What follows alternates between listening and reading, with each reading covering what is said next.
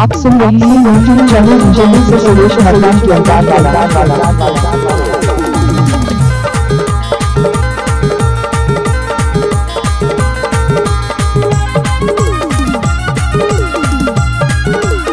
किसी भी गाना को मिक्स करना है तो ये सुरेश मरदान का vibe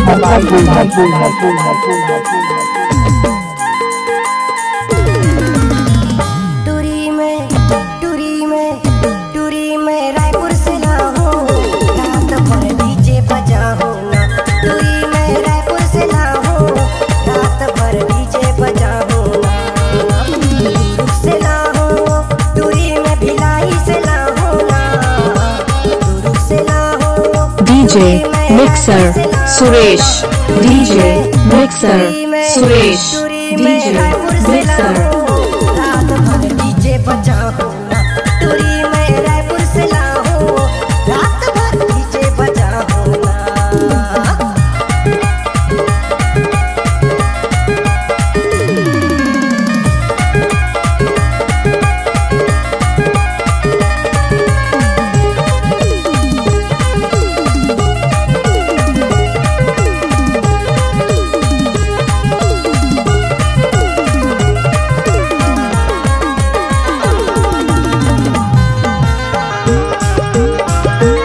DJ mixer Suresh, DJ mixer Suresh, DJ mixer. मजा मार लेता टूरा,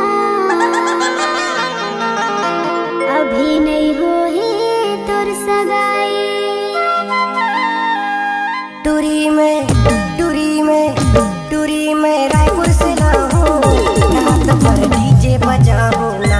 टूरी में रायपुर से लाऊं, रात भर डीजे बजाऊं। आपका क्या नाम है?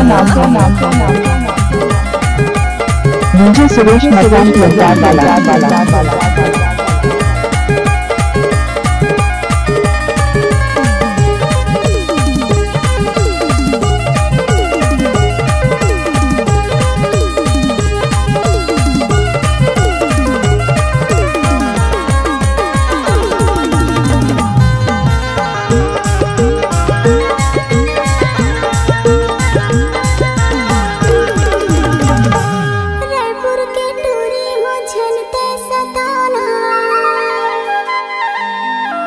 तुर चाल ला जलत हो,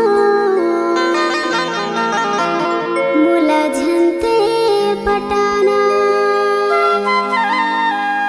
टूरी में रायपुर से लाऊं, रात भर डीजे बजाऊं ना। टूरी में रायपुर से लाऊं, आप सुन रहे हैं यूट्यूब चैनल जल्दी से सुरेश मरदान की आवाज़।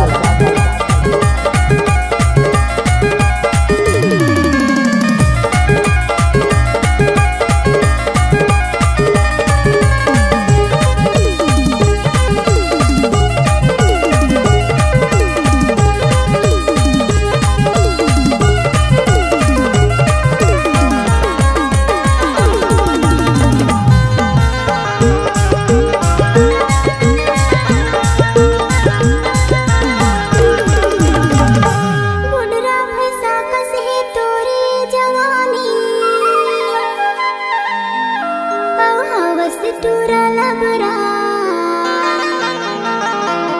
ऐसे झनकर मनमानी। मिक्सर मरदान जी कभी हमारी पारा में डीजे बजाने के लिए आना। टूरी में रायपुर से लाऊं, रात भर डीजे बजाऊं ना।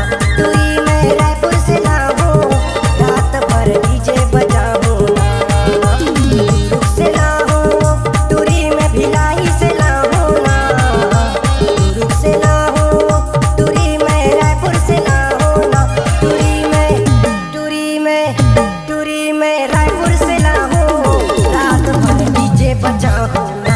टूरी में रायपुर से लाऊं, रात भर डीजे बजाऊं ना।